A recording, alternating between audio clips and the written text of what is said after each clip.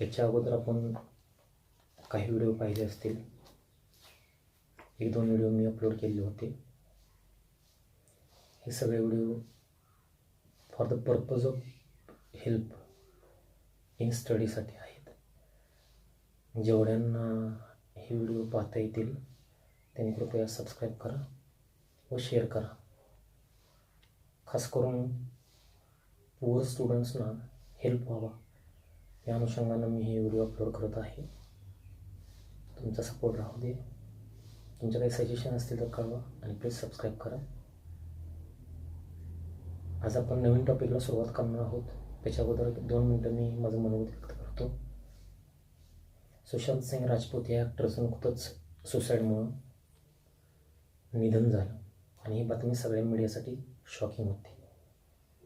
अनेक कारणांबद्दल, त्याच्या डेथच्या रिझनिंगबद्दल भरपूर मीडियामध्ये चर्चा झाली आणि थोडंसं आपल्या या एस्सीशी रिलेटेडच हा टॉपिक आहे. जेव्हा माणूस फिलिंग्स किंवा त्याचे इमोशन्स हर्ट होतात किंवा त्याचा इगो दुखावतो किंवा त्याचे ॲस्पिरेशन्स, त्याचे ॲम्बिशन्स याच्याबद्दल तो कोप करू शकत नाही आणि रिॲलिटी फार वेगळी असते किंवा सक्सेस थोडा प्रॉंग्ड जर्नी बनतो, त्यावेळेस माणूस सुसाईडचं ऑप्शन निवडतो. त्याच अनुषंगानं आपण कधी कधी रस्त्यावरून जाताना एखाद्याला आपला धक्का लागतो आणि आपण रागात त्याच्याकडं बघतो आणि तो थोडंसं आपुलकीच्या भावनेनं आपल्याकडे बघून हसतो, त्यावेळेस आपला तो राग एका सेकंदात मावतो. मग रिस्पॉन्स देण्याच्या ह्या ज्या पद्धती आहेत त्या पद्धती आपल्या लाईफमध्ये आपणच माणसं निर्माण केलेल्या आहेत. त्याच अनुषंगानं हाच एक निबंध आहे. ह्या निबंधाचं नाव आहे ऑन सेइंग प्लीज. अगोदरच्या व्हिडिओमध्ये तुम्ही लिफ्ट बॉय, पॅसेंजर, कंडक्टर अशा थोड्याशा काही कॅरेक्टर्सबद्दल स्लाईड शोमध्ये माहिती घेतली असेल किंवा तुमच्या लक्षात आलं असेल या स्टोरीमध्ये किंवा ह्या एसेमध्ये असं काहीतरी आहे. मग ह्या एसेची सुरुवात जी होती ती एक छोटीशी शॉर्ट स्टोरी, दॅट इज एक इव्हेंट रायटर इथे सांगतो. ह्या निबंधाचा जो लेखक आहे त्याचं नाव आहे अल्फ्रेड जॉर्ज गार्डिनर आणि हा एक जर्नलिस्ट आहे. त्यानं फार चांगल्या प्रकारचं लेखन त्याच्या आयुष्यामध्ये केलेलं आहे. The pillars of society, pebbles on the shore, many frozen lives in the wind are some of his best known writings. आणि अशा प्रकारे त्याचे काही रायटिंग्स फेमस आहेत. आणि आपणाला जो या टॉपिकमध्ये स्टडी करायचा आहे तो एसे आहे ऑन सेइंग प्लीज. ह्या एसेच्या अनुषंगाने मी थोडक्यात तुम्हाला काही गोष्टी महत्त्वाच्या अगोदर मांडणार आहे, पार्ट फर्स्टच्या अनुषंगानं फक्त, आणि बाकीच्या गोष्टी नंतरच्या पार्टमध्ये येतील. हा जर एसे आपण समजून घेतला तर पहिल्या 2 पेजेसमध्ये एक इव्हेंट डिस्कस केलेली आहे, एक इन्सिडेंट डिस्कस केलेला आहे. पहिलं कॅरेक्टर आहे लिफ्टमन और लिफ्ट बॉय आणि त्याच्याबरोबर जे रिस्पॉन्स देणारं त्याला जे कॅरेक्टर आहे ते आहे पॅसेंजर. आपल्याला माहीत आहे की लिफ्टमध्ये काही वर्कर्स लोक काम करत असतात. लिफ्टमध्ये येणाऱ्या लोकांना ते कोणत्या फ्लोअरला जायचं आहे विचारतात आणि त्यांना ते सर्व्हिस देतात. मग हा किस्सा परदेशातला आहे. त्या अनुषंगाने ह्या आपण थोडंसं इव्हेंटकडे पाहू आणि लेखकाला नेमकं ऑन सेइंग प्लीज, फक्त आपण प्लीज म्हणण्यामुळं काय घडतं आणि न बोलण्यामुळं काय घडतं याच्याबद्दल आपल्याला जे सांगायचं आहे ते या एसेमध्ये एकदम तपशीलवार त्यानं मांडलेलं आहे. आपल्या लाईफमध्ये कर्टसी असली पाहिजे, आपल्या लाईफमध्ये पोलाइटनेस असलं पाहिजे आणि आपल्या बिहेवियर आणि ॲटिट्यूडमध्ये एखाद्यानं आपल्याला जर सर्व्हिस दिली तर त्याच्याबद्दलचं कन्सिडरेशन ऑर एक्नॉलेजमेंट असली पाहिजे. अशी ह्या रायटरची एक या निबंधा पाठीमागची भूमिका आहे. थीमचा जर विचार केला तर we should have courtesy, civility, morality and good manners हे लेखकाला आपल्याला सुचवायचं आहे की आपल्याकडे ह्या गोष्टी असल्या पाहिजेत. आपल्याकडे सौजन्य असलं पाहिजे, आपल्याकडे सभ्यता असली पाहिजे, आपल्याकडे नैतिकता असली पाहिजेत, आपल्याकडे चांगलं वागण्याची एक क्षमता, संवेदनशीलता, भावना असली पाहिजे. आपण जे प्लीज आणि थँक्यू म्हणतो हे तसे शॉर्ट वर्ड्स आहेत, पण ते आपल्या कर्सीचं साईन असतात आणि they show that you have good manners. ते आपल्याकडे गुड मॅनर्स आहेत असं दर्शवतात. So we must say thank you to acknowledge the service of some person. एखाद्याने तुम्हाला सेवा दिली तर आपण त्याला थँक्यू म्हणलंच पाहिजे. कारण ज्यावेळेस एखाद्या व्यक्तीचा सेल्फ रिस्पेक्ट किंवा सेल्फ वर्थ हर्ट होते त्यावेळेस सुशांत सिंगसारखं आपण एक्झाम्पल पाहायला मिळतं. मग असं जर एक्झाम्पल, असा एक्सपिरियन्स एखाद्याच्या लाईफमध्ये घडला तर त्या पर्सनचं सगळं लाईफ स्पॉईल होतं और it affects on the behaviour of that person असो.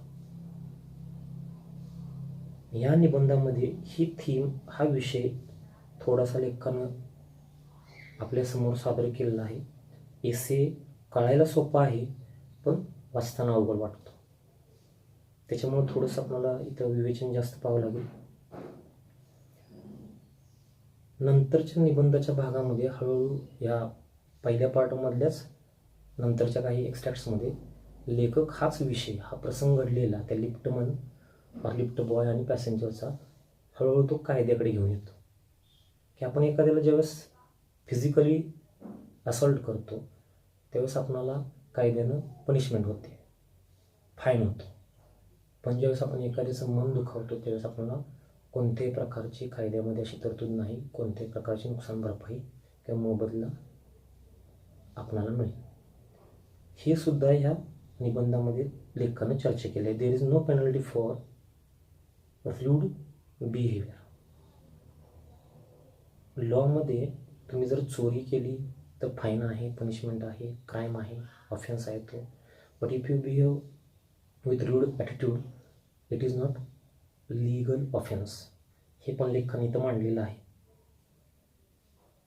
ज्यावेळेस या एस्सेमधला इव्हेंट तो सांगतो त्यावेळेस आपण असं कळतं सुरुवातीच्या भागात की लिफ्टम बॉय आणि तो जो दुसरं पॅसेंजरचं कॅरेक्टर आहे त्यांच्या दोघांमधलं जे कॉन्व्हर्सेशन आहे, कम्युनिकेशन, हे घडतं आणि त्याच्यामुळं नेमकं रिझल्टंट रिस्पॉन्स हा लिफ्ट बॉयचा कसा बदलतो एका प्लीजमुळं, ह्याच्याबद्दल ह्या निबंधाची सुरुवात आहे. हळूहळू निबंध पुढे जातो तसं आपल्याला लक्षात येतं की प्लीज न म्हणण्यामुळं अनेक प्रकारचे धोके या आपल्या लाईफमध्ये निर्माण होतात. थँक्यू न म्हणल्यामुळं अनेक प्रकारचा एक कलुषितपणा, दूषितपणा, it makes our life poisonous, असं इथं लेखकाला ह्या सीनमधून मांडायचं आहे. त्या लिफ्ट बॉयची एकच इच्छा असते की प्लीज म्हणावं, पण पॅसेंजर त्याला रिस्पॉन्स निगेटिव्ह देतो. त्याचा रिझल्टंट इफेक्ट काय होतो ते आपण या निबंधात मराठी भाषांतर्गत बघणारच आहे. Physical attack is a crime but showing discourtesy to someone is not offence. हे एक वाक्य लक्षात ठेवून जर हा निबंध वाचला आणि या जर्नलिस्टला नेमकं काय मांडायचं ते समजून घेतलं तर हा निबंध लगेच समजतो. मी माझ्या परीनं भाषांतर करण्याचा प्रयत्न करणार आहे. काही जर भाषांतरात एरर झाला किंवा तुम्हाला ड्रॉबॅक वाटला तर please I beg pardon for that. कारण हा व्हिडिओ फक्त मी एक प्रकारे तुम्हाला हेल्प म्हणून करत आहे. So let's proceed towards our topic. Page number 14 हा एसे स्टार्ट होतो ऑन सेइंग प्लीज, कृपया म्हणण्याविषयी. The young lift man in a city of his who threw a passenger out of his lift the other morning and was fined for the offense was undoubtedly in the wrong. हा प्रसंग या निबंधाची सुरुवात आहे. 2 पात्र आहेत या निबंधामध्ये सुरुवातीच्या प्रसंगात आणि त्या प्रसंगावर आधारित निबंध पुढे सरकतो. एका शहरातल्या ऑफिसमधला एक तरुण असणारा असा लिफ्ट मॅन, आपण त्याला लिफ्ट बॉय म्हणूया, यंग म्हणल्यावर मॅन नको, बॉय, बऱ्यापैकी तरुण, कारण तरुणांना जास्त इगो असतो, तुम्हाला माहीतच आहे. मी जरा बोर केले गेले की तुम्हाला राग येतो, तसाच तो प्रकार आहे. Who threw a passenger out of his lift, ज्यानं त्याच्या पॅसेंजरला थ्रीव आउट ऑफ लिफ्ट, त्यानं अक्षरशः उचलून बाहेर टाकलं. ही मीन्स हर्ल्ड हिम हल and was find for the offence. आणि हा जो क्राईम त्याने केला, त्या आलेल्या पॅसेंजरला लिफ्टमधनं बाहेर ढकलून दिलं किंवा मारहाण केली, फिजिकल अटॅक केला, त्याबद्दल ही वॉज फाईंड, त्याला कायद्यानं काय झाली, शिक्षा झाली, त्याला नुकसान भरपाई द्यावं लागली. Was undoubtedly in the wrong. आपण कोणाला याच्याबद्दल काही वाटणार नाही, त्यानं फिजिकल अटॅक केला, it was not wrong to have him give fine by law, कायद्यानं त्याला शिक्षा झाली. It was a question of please, पण प्रश्न कशाचा होता, एका शब्दाचा, प्लीजचा. The complainant entering the lift said top. या यंग लिफ्टमॅनच्या विरोधात कंप्लेनंट, तक्रार कोणी केली असेल मग कायद्याकडे, पॅसेंजरनं. The passenger entering the lift said top. तो आत आला लिफ्टमध्ये, तो प्रसंग घडण्याच्या अगोदर, आणि नुकतं त्याला म्हटलं टॉप, म्हणजे त्याला टॉप फ्लोअरला जायचं होतं. But the liftman demanded top please. पण त्या लिफ्टमॅननं सांगितले नुकतं टॉप म्हणू नका, टॉपला प्लीज पण जोडा, टॉप प्लीज, म्हणजे show me some respect. Show respect, give respect, take respect, हाच इश्यू आहे. And this concession being refused and this demand was rejected by the passenger. त्या पॅसेंजरनं ही त्याची प्लीज म्हणण्याची मागणी धुडकावून लावली. He not only decline, he not only refuse to comply with the instruction. त्यानं जी काही एक विनवणी केली, इन्स्ट्रक्शन सूचना म्हणण्यापेक्षा आपण रिक्वेस्ट केली म्हणूया, but the young liftman hurt the passenger out of the lift. पण त्या तरुणानं त्या पॅसेंजरला, त्या तरुण लिफ्टमॅननं त्या पॅसेंजरला थोडक्यात फिजिकल असॉल्ट केलं, म्हणजे त्याला लिफ्टच्या बाहेर ढकललं असेल किंवा मारहाण केली असेल बाहेर काढत. This of course was carrying a comment on manner far. आणि आपण जर इथे विचार केला तर आपण शिष्टाचाराबद्दल एखादा आपल्याबरोबर अनुभव जर आपल्याला मिळाला तर आपण त्यात जास्त ते ताणत नाही. मग हे असभ्यपणाचं हे जे इथं जो अनुभव त्या लिफ्टमॅनला मिळाला, त्याच्याकडनं आपलं थोडंसं शिष्टाचार ह्या विषयाकडे आपलं लक्ष वेधलं जातं. Discourtesy is not a legal offence. असभ्यपणा हा कायद्यानं गुन्हा नाही, ऑफेन्स क्राईम. आणि it doesn't excuse assault and battery. But समजून घ्या, it does not excuse assault and battery. असभ्य वागला म्हणून तुम्ही एखाद्याला असॉल्ट करणं, बॅटरी करणं. Assault and battery means physical, verbal attack, शारीरिक हल्ला पण करायचा आणि शिव्या पण द्यायच्या प्रकार, that is assault and battery. याला कायदा परवानगी देत नाही. जरी तुमच्याशी एखादा वाईट वागला तरी तुम्ही त्याला शारीरिक, शाब्दिक हिंसेनं दोन्ही मिक्स करून तुम्ही रिस्पॉन्स दिला, कायद्यानं त्याला ऑफेन्स मानलं गेलेलं आहे, क्राईम मानलं गेलेलं आहे. म्हणून शिक्षा कोणाला झाली, त्या यंग लिफ्टमॅनला. If a burglar breaks in to my house. जर चोर माझ्या घरात शिरला and I knock him down, मी जर त्याला मारलं, I hit him or I slap him, the law will acquit me. तर कायदा तुम्हाला कदाचित मुक्त करेल, acquit. You may emancipate or you may go away because you did it in self-protection. And if I am physically assaulted, it will permit me to retaliate with reasonable violence. त्या जर ठिकाणी जर बर्गलर घरात आला, चोर robber घरात आला, and if he made physical damage to you, there is a permission, legal permission to retaliate. तुम्ही प्रतिहल्ला करायला सेल्फ प्रोटेक्शनमध्ये तुम्हाला कायद्याने परवानगी दिली आहे, पण रिजनेबल व्हायलन्स. चोराला घरात केलं की murder, that is not the case. You have to just go through that particular atmosphere, ambience. Means जशी तिची सिच्युएशन असेल त्याप्रमाणे तो रिस्पॉन्स तुम्हाला पटवता आला पाहिजे. It does this because the burglar and my assailant have broken quite dependent commands of the law. तरीसुद्धा इथं असं घडले, चोरसुद्धा आणि हा हल्लेखोर म्हणजे आपला कोण, liftman, have broken quite definite commands of law. आपल्या लॉमध्ये काही डेफिनाईट कमांड्स आहेत, फिक्स्ड असे लॉज आहेत, रूल्स आहेत. त्यातले ते रूल्स त्या रॉबर और बर्गलर पण तोडतो आणि इकडे आपला यंग लिफ्टमॅन दॅट इज पॅसेंजरला मारहाण केलेलं तो लिफ्टमॅन पण तोडतो. त्यामुळे दोघंही लिगली शिक्षेस पात्र आहेत. But no legal system could attempt to legislate against bad manners. पण कुठलीही कायद्याची यंत्रणा किंवा कुठलाही कायदा असा नाही की जो बॅड मॅनर्सच्या विरोधात आहे. म्हणजे एखाद्याबद्दल आपण शिष्टाचार नाही दाखवला, एखाद्याला आपण असभ्य वागणूक दिली तरी कायद्याने त्याला क्राईम मानला जात नाही. Or could sanction the use of violence against something which does not itself recognise as a legally punishable offence. आणि लॉज किंवा लीगल सिस्टीमच no legal system could sanction the use of violence. आणि कुठलाही कायदा, कुठलाही नियम, कुठलीही कायद्याची यंत्रणा तुम्हाला परवानगी देत नाही यूज ऑफ व्हायलन्स, हिंसेचा वापर करण्याची against something which does not itself recognise as a legally punishable offence.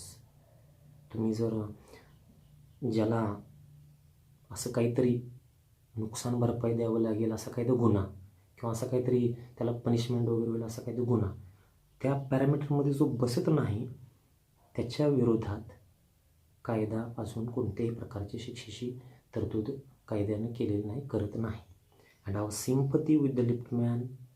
तरीसुद्धा ज्यावेळेस आपण हा किस्सा कळतो ओरिजिनली काय झाले, एका प्लीजवरून दोघांची भांडणं झालेत, त्यावेळेस रायटर म्हणतो आवर sympathy with the liftman.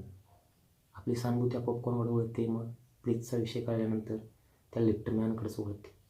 We must admit, म्हणजे आपल्याला सहानुभूती वाटते की बरोबर आहे त्यानं हल्ला केला, पण तरी पण त्यानं प्लीज म्हटलं असतं तर काही बिघडलं नसतं. We must admit that law is reasonable. तरीसुद्धा आपण समजून घेतलं पाहिजे. वी मस्ट कन्सिडर, आपण लक्षात घेतलं पाहिजे लॉ इज रिझनेबल. आपला जो हा कायदा आहे तो व्यावहारिक जीवनाशी निगडीत आहे. It is based on practical facts. It would never do if we were at liberty to box people's ears because we did not like their behavior. आपल्याला लोकांचं बिहेवियर, वागणं आवडलं नाही म्हणून प्रत्येकाला टू बॉक्स, ठोसे मारायचं law will never permit that. Or the tone of their voices, एखाद्याचा आवाजाचा टोन आपल्याला आवडला नाही म्हणून आपण बॉक्सिंग करायची त्याच्याबरोबर, हे पण कायद्यानं मान्य केलेलं नाही. Or the scroll on their faces, किंवा चेहऱ्यावर जर तुला न आवडणाऱ्या भावना दिसल्या समोरच्याच्या म्हणून you will do boxing, no. अशा तिन्ही प्रकारच्या कृतींना लॉ जस्टिफाय करत नाही. Our fist would never be idle. आणि जर कायद्याने याला परवानगी दिली असती तर काय झालं असतं, सगळीकडे मारामारी सुरू झाली असती. थँक्यू म्हणलं नाही म्हणून पंच, प्लीज म्हणलं नाही म्हणून punch. So that is the thing. Our fist would never be idle. आपल्या ह्या जर कायद्याने मान्यता दिली असती तर आपल्या ह्या फिस्ट्स ज्या आहेत, मोठ्या आहेत, त्या कधीही रिकाम्या राहिल्या नसत्या, आळशी लेझी नसत्या. Gutters of the city would run with blood all day. आपण दिवसभर अगदी आपल्याला वेळ मिळेल तेव्हा आपण सगळीकडे रक्ताचे पाटच वाहवले असते, एवढी आपण मारझोड केली असते. अशा प्रकारे हा पहिला पॅसेज संपलेला आहे. पान नंबर